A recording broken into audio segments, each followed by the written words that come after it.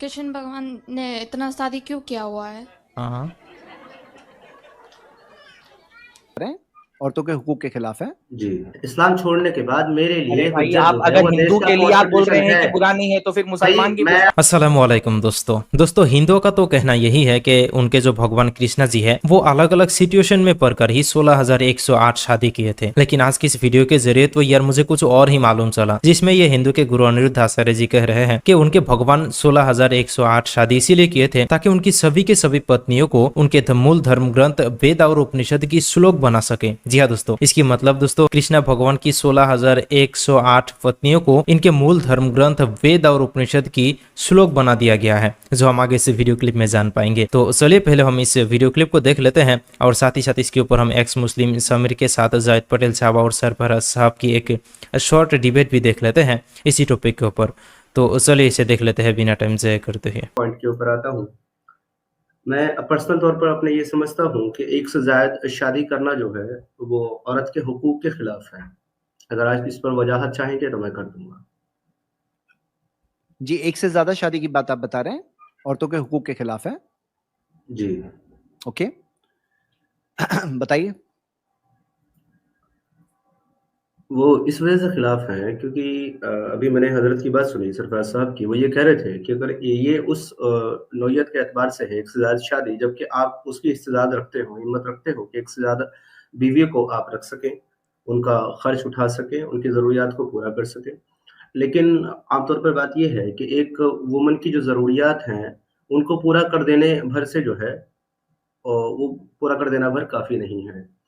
ये आमतौर पर आप साइंस की काफ़ी अच्छी जानकारी रखते हैं ज़ैद साहब, और ये साइंटिफिक प्रूवन है कि एक वुमन के अंदर जो है इनसिक्योरिटी और जेलसी जो है कंपेयर टू मेन बहुत ज़्यादा होती है। अगर आप इस्तेदाद रखते हैं और आप इस लायक भी हैं कि आप एक से ज़्यादा बीवी कर लें, तो उस कंडीशन में अगर आपकी बीवी जो है आपकी मुखालफत नहीं कर सकती इस एतबार से कि आप उनका खर्च उठा लेंगे, उनकी ज़रूरियात पूरी करेंगे, फिर भी किसी भी एक महिला को कतन ये चीज़ पसंद नहीं आएगी कि आप वो हक किसी दूसरी महिला के साथ शेयर करें जो कि सिर्फ उसका है। ऐसी कंडीशन में उसको तकलीफ होगी, गरा गुजरेगा। लेकिन ये हमारा जो इस्लाम है, इसके अंदर अकीदे का मामला है। तो अल्लाह के हुक्म के खिलाफ कोई भी हमारी मुस्लिम बहन जो है वो जाना नहीं चाहती, इसलिए वो खामोशी अख्तियार करती है। वरना ज़ाहिरी बात है कि एक वुमन को, एक महिला को कतन ये पसंद नहीं आएगा कि उसका शौहर किसी और के साथ शेयर करे। जी, मैं आपसे एक सवाल पूछ रहा हूँ समीर भाई, आप मुझे जरा एक सवाल का बताइए जवाब। ये देखिए, 2011 के सेंसस की रिपोर्ट है। हाँ, तो आप यहाँ देख रहे हैं कि इंडिया के अंदर 4,65,00,000 विडोज, डिवोर्सीज और सेपरेटेड औरतें हैं। 4,65,00,000। और ये चीज में आप आगे देखोगे तो बिन बिहाई लड़कियां 30 साल से ऊपर, जो 30 साल से ऊपर उम्र हो गई, शादियां नहीं हुई, 56 लाख है। तो ये फिगर कुल मिलाकर 5,21,00,000 जो 2011 के सेंसस में था। अभी सेंसस जब भी होगा तो ये देखेंगे कि फिगर इससे ज्यादा बढ़ के आएगा। तो इनके लिए क्या सोल्यूशन है आपके पास? एक मिनट जैद भाई, मैं जरा सा मैं सवाल इनका समझा नहीं। आप बोल रहे हैं कि क्योंकि औरत को पसंद नहीं आएगा इस वजह से आदमी को नहीं करना चाहिए? हाँ, वो ये कह रहे हैं जी। नहीं, मैं उनसे पूछ रहा हूँ, मैं सही समझाऊँ ना? मैं ये पूछ रहा हूँ कि आप ये बोल रहे हैं कि क्योंकि औरत को पसंद नहीं आएगा इस वजह से, पहली बीवी को पसंद नहीं आता इस वजह से दूसरा नहीं करना चाहिए ना? बात यहाँ पसंद आने की नहीं है, पसंद आना ना आना वो एक अलग चीज़ है। ज़ाहिरी तौर पर एक ईमान वाली खातून को वो हर एक चीज़ पसंद आएगी जो इस्लाम में जायज़ है, क्योंकि वो उसका इनकार करेगी तो इस्लाम के दायरे से बाहर हो जाएगी। बात यहाँ पर गरा गुज़रने की है कि उसके दिल पर गरा गुज़रेगी और उसको तकलीफ़ होगी अगर वो अपने शौहर को किसी और के साथ शेयर करती है। यानी पसंद वाली बात जो आप बोल रहे थे वो नहीं, गिरा गुजरने वाली बात है ना, कि गिरा गुजर रहे हैं। मैंने पसंद वाली बात कतन की ही नहीं है। मैंने ये कहा है कि उसको तकलीफ़ होगी क्योंकि उसके अंदर इनसिक्योरिटी और जेलसी कंपेयर टू मेन ज़्यादा होती है। ठीक है, अगर कोई औरत खुद ही करा दे तब तो आप इजाजत देते हैं ना? गिरा नहीं गुजर रहा है, खुद ही करा रही है, तब तो कोई प्रॉब्लम नहीं है ना?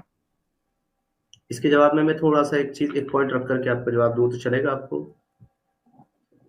हाँ, मैं अपना जवाब ही पूछ रहा हूँ। मैं हमारे समझना चाह रहा हूँ कि हिंदुस्तान आप चाहते में क्या हैं, क्योंकि समझा आप रहा बोल रहे हूँ। हैं गिरा गुजरता है, तो मैं पूछ रहा हूँ कि यानी जी, जी। आपको असलन दूसरी शादी से प्रॉब्लम नहीं है, प्रॉब्लम औरत को गिरा गुजरने से है ना? तो यानी अगर गिरा ना गुजरे बेशक, तो कोई मसला नहीं है बेशक। ना, फिर तो कर सकते हैं ना दूसरी शादी। बेशक बेशक, मैं इसमें और थोड़ी सी वजाहत करते हुए ये भी बता देता हूँ कि हमारे हिंदुस्तान के अंदर पर्सनल लॉ नाम की भी एक चीज होती है।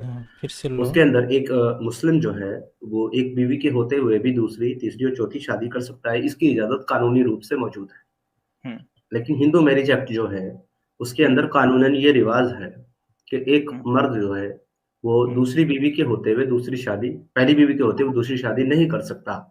लेकिन साथ ही साथ ये भी कानून है कि अगर वो पहली बीवी की इजाजत हो और उस पहली बीवी को कोई मसला ना हो और उसको कोई तकलीफ ना हो और वो खुद ऐसा चाहती हो, तो एक हिंदू आदमी भी, एक सनातनी भी दूसरी शादी कर सकता है। तो लिहाजा मैं इस बात में इश्काल ही नहीं कर सकता कि अगर पहली बीवी को तकलीफ ना हो और उसको परेशानी ना हो तो दूसरी शादी करना नाजायज है। मैं ये कह ही नहीं सकता क्योंकि ये मेरे देश के कॉन्स्टिट्यूशन के खिलाफ है। आप हवाला किसका दे रहे हैं? आपको मतलब इसलिए दूसरी शादी की मुखालफत, आप इसलिए दूसरी शादी की मुखालफत कर रहे हैं क्योंकि हिंदुस्तान के कानून में इजाजत है? इस्लाम छोड़ने के बाद मेरे लिए भाई हुज्जत आप जो है अगर वो देश हिंदू का के लिए आप बोल रहे कॉन्स्टिट्यूशन हैं है। कि बुरा नहीं है, तो फिर भाई मुसलमान की मैं पर्सनल लॉ आपको में बता इजाजत रहा है तो हूँ, उसके लिए भी ठीक है। भाई मैं अभी आपको देखिए, बता अभी रहा आपने हूँ, ग्राउंड सेट कर दिया, आपने सुनिए, ग्राउंड सेट किया हिंदुस्तान का मुस्लिम पर्सनल लॉ सेट किया ना, चलो उसी ग्राउंड पे तुम मैंने आपको एक अभी अब एग्जांपल मैं दिया बोल रहा हूँ ना, है। मैंने सुना, मैंने आपको सुना, मुझे सुनिए। आप मुझे गलत कोट कर रहे हैं ना। हाँ देख, इसका मतलब अब गलत कोट करूंगा तो आप अपने जवाब में बोलिएगा, मेरे टाइम पे मुझको बोलने देंगे? ठीक है, बोलिए। हाँ, आपने पहले कहा पसंद वाली बात, मैंने उस पर यह सवाल किया कि भाई अगर पसंद हो तो दूसरा कर सकते हैं। आपने कहा नहीं मैं पसंद की बात नहीं कर रहा, गिरा की बात कर रहे हैं। मैंने गिरा पे कहा ठीक है, अगर गिरा ना गुजरे तो कर सकते हैं। फिर आप चले गए पर्सनल लॉ पर। चलिए मैं पर्सनल लॉ के हिसाब से बोलता हूं, अगर पर्सनल लॉ ही आपके नजदीक एक ग्राउंड है जिसकी बुनियाद पर इजाजत होनी चाहिए, नहीं होनी चाहिए, तो ठीक है ना। फिर मुस्लिम पर्सनल लॉ में मुसलमान को इजाजत है तो वो कर ले, हिंदू को इजाजत है तो वो नहीं करे, तब तो कोई मसला ही नहीं रह गया। पर्सनल लॉ के हिसाब से बोले तो भी कोई मसला नहीं रह गया।